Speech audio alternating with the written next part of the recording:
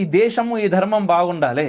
ఏం లేదండి, జస్ట్ ఒక 5-6 వీడియోలు కొంచెం ప్రో హిందూ, కొంచెం మోడీ గారిని పొగుడుతూ పెడితే కొన్ని వీడియోలు బాగా లక్షల్లో వ్యూస్ వచ్చినాయి. దాంతో కొంతమంది టార్గెట్ చేసి నా క్లినిక్ కి రాని వాళ్ళు కూడా, ఒక ఆయన పెడతాడు రివ్యూ, మా నాన్నకి తల పగిలితే డాక్టర్ చూడలేదు అంటాడు. అసలు తల పగిలినవాడు క్లినిక్ వస్తాడు, అసలు రాలే పేషెంట్, అది ఫేక్ రివ్యూ. ఇంకొక ఆయన ఏమో మా బాబు కాలు ఇరిగింది డాక్టర్ చూడలేదు అంటారు. ఒకే రోజు 4 రివ్యూలు. అసలు ఆ 4 రివ్యూలు కూడా వాళ్ళు ఇక్కడ వాళ్ళు కాదు,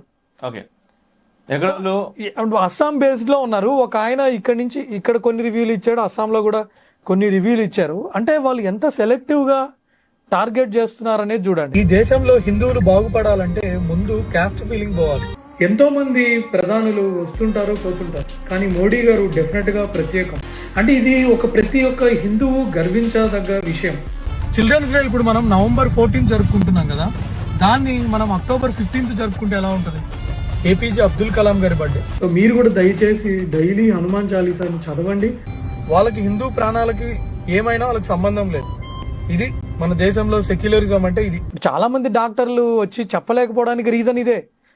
నా ఫ్రెండ్స్ కూడా వాళ్ళు అదే నాకు మెసేజ్ పెడుతున్నారు, భయ్యా మేము దీనికి భయపడే మేము మాట్లాడలేకపోతున్నామని. మాట్లాడలేకపోతున్నా. ఇప్పుడు మీరు ఎందుకు మాట్లాడుతున్నా? అనవసరంగా అవసరమా ఇవన్నీ చాలా మంది. ఎందుకు సాయి మనకి ఇవి, ఎందుకు హ్యాపీగా నీ ప్రాక్టీస్ నువ్వు చేసుకోవచ్చు కదా అని అంటారు. చాలా మంచి పొజిషన్ లో ఉన్నావు, డాక్టర్ గా మంచి సంపాదిస్తున్నావు, ఇవన్నీ అవసరమా? బట్ నేనేమంటానంటే, మరి ఇంత దారుణమైన బిహేవియర్ ఉండకూడదు.